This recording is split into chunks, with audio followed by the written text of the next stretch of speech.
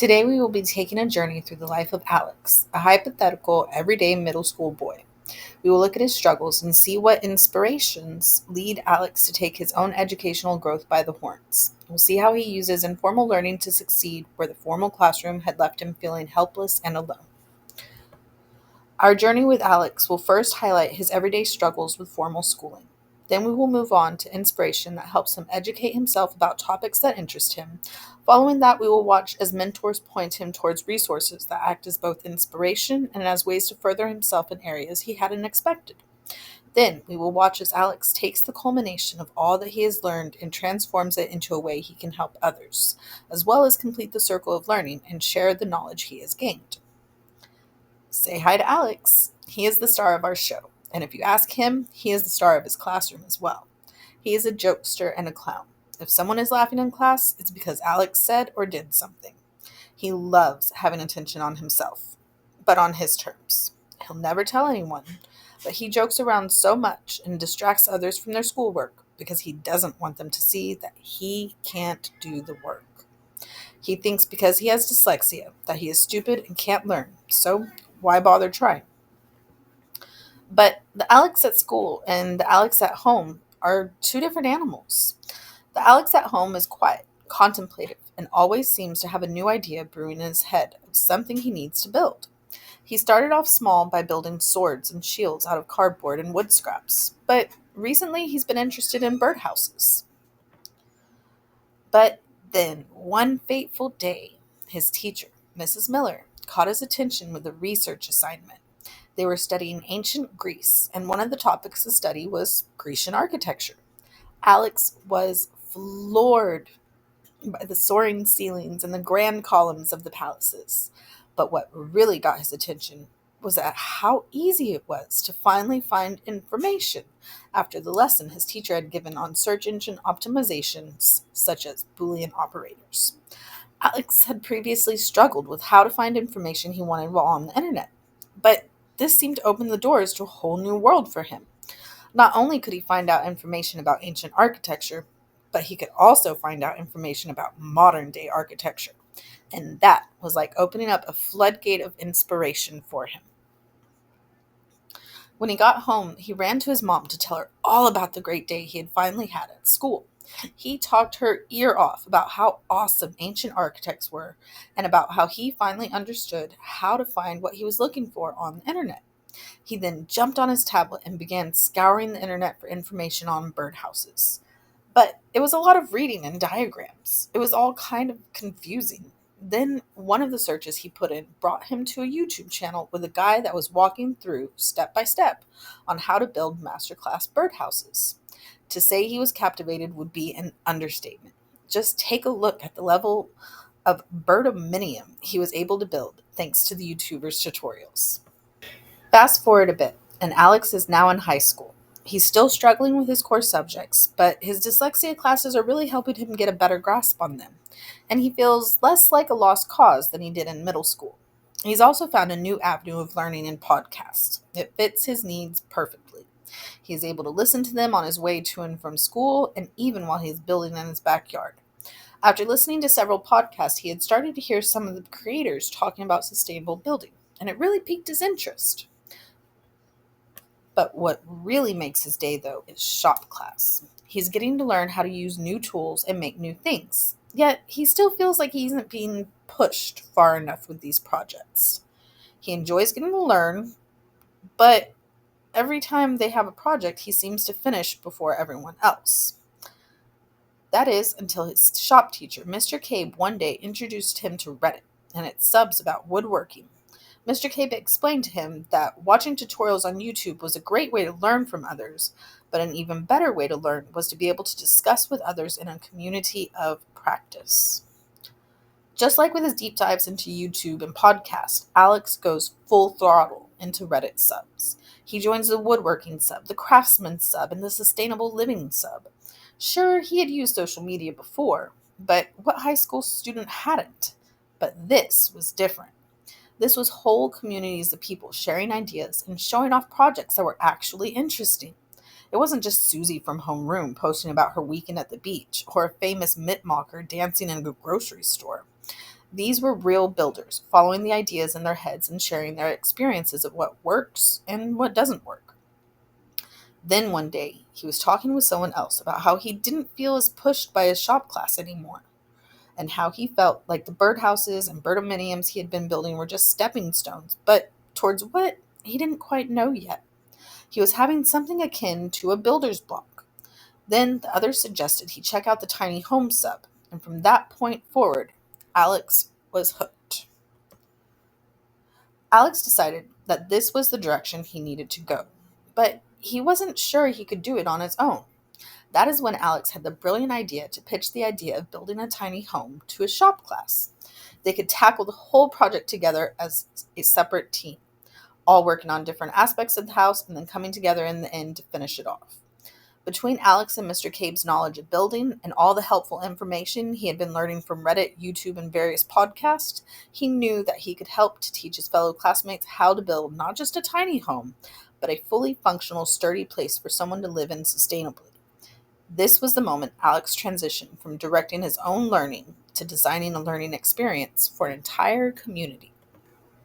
After months of hard work and learning on the job, so to speak, Alex and his classmates finally finished building their tiny home. But they were unsure of what to do with it now that they were finished. Then the unthinkable happened. A young mother and her baby lost their house to a fire. Alex and his classmates knew right away that donating the house to them was the least they could do to help them in their time of need. Then a day came that sixth grade Alex had never thought he would see. He walked across the stage of his high school auditorium in a cap and gown.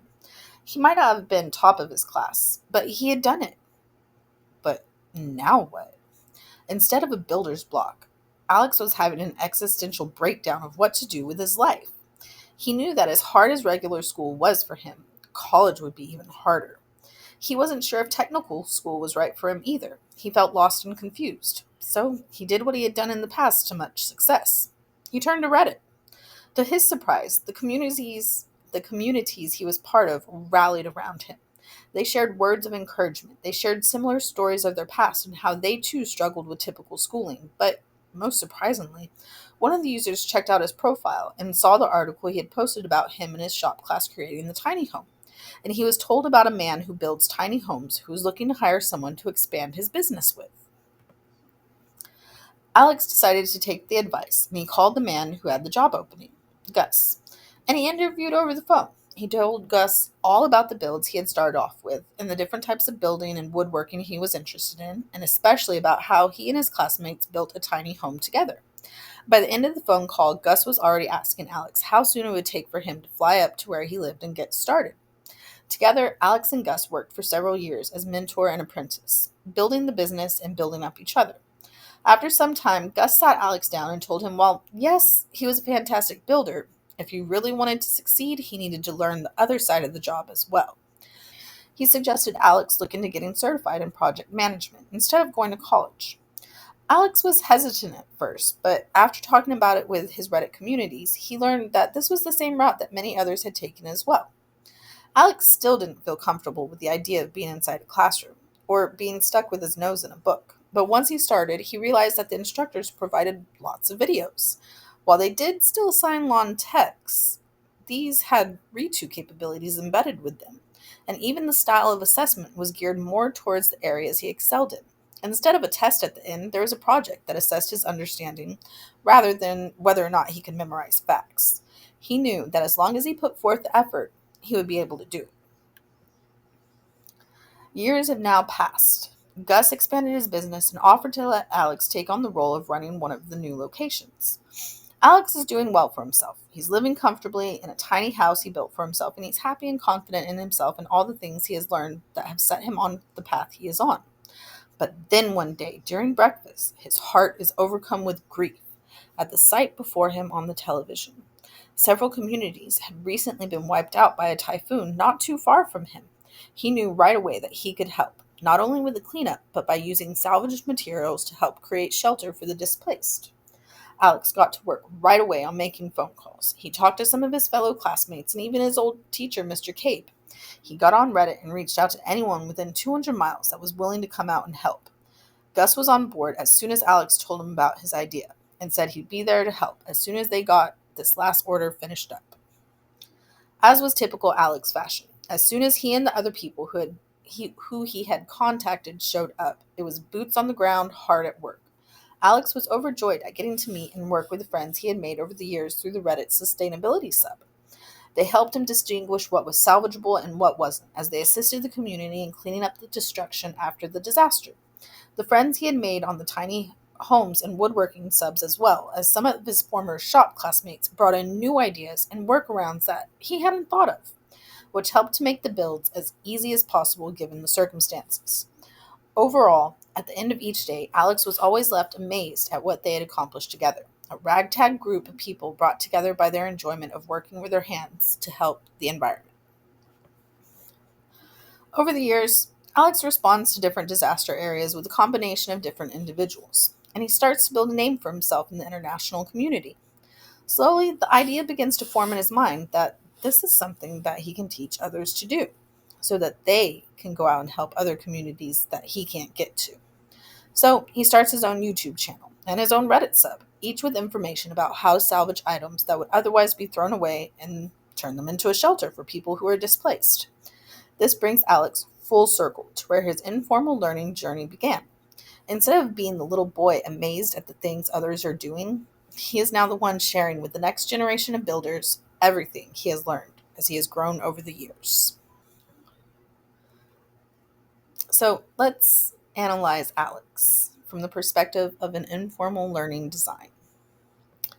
As we saw, Alex's informal learning journey began with self-directed learning when he used YouTube to build his Birdominium.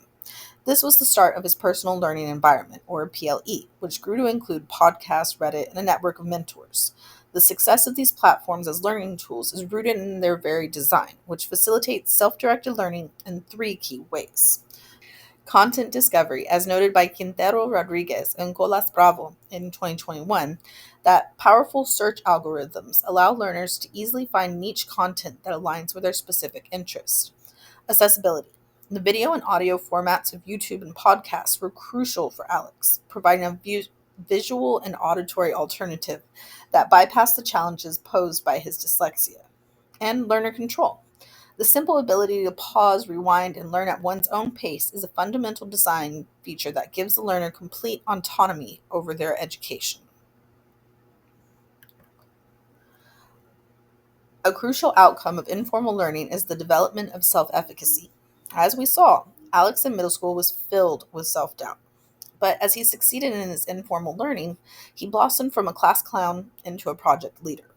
A large part of this confidence came from his community of practice, where he met others who had faced similar struggles. This phenomenon can be explained by the concept of indwelling, as described by Pierco et al. 2017. They explain that when people are focused on the same problems, they can indirectly share tacit knowledge. For Alex, this wasn't just about learning skills, it was about absorbing the unspoken confidence and competence of the community. Seeing others like him succeed directly fueled his own self-efficacy and his belief that he could overcome his struggles. We see this when he reaches out to Reddit about his builder's block, and his classmates come together to build the tiny home, creating a powerful learning experience for everyone involved. Another key aspect is mentorship, which took place both virtually and in real life for Alex. In Alex's case, we see him learning from fellow Redditors, but most importantly, growing professionally with his boss, Gus. This relationship was mutually beneficial. Gus gained a passionate, skilled apprentice who helped him expand his business and eventually spearhead a new, socially conscious direction into disaster relief. In return, Alex received the crucial push from Gus to further himself by taking the project management course, a step he may not have considered on his own. This suggestion from Gus demonstrates a deep understanding of Alex as a learner. Gus recognized that Alex thrived in hands-on, informal settings, but was uncomfortable in traditional classrooms. He saw that a MOOC was the ideal bridge. It offered the formal knowledge Alex needed, but in a format that catered to his learning style, and allowed Alex to use the accommodations that had always benefited him, learning privately in his room with his headphones. And its focus on project-based assessment played to his strengths as a builder, rather than relying on the memorization-based tests that had been a barrier in the past. It was the perfect example of a mentor guiding a learner to a tool that matched their need. Finally, there is heutagogy, synthesizing what was learned, taking it to an unexpected level, and then sharing that newfound knowledge. We see Alex take the leap from a consumer of knowledge to a creator of learning experiences many times. He did it when he pitched the tiny home idea to his class, creating an opportunity for everyone to become active learners. He did it again when he combined his passions for sustainability and building to lead disaster relief efforts. And finally, in the ultimate full circle moment, he becomes an informal teacher himself. This is perhaps the greatest project of all, intentionally empowering the next generation and ensuring the circle of learning continues. These are my references. Hope you enjoyed.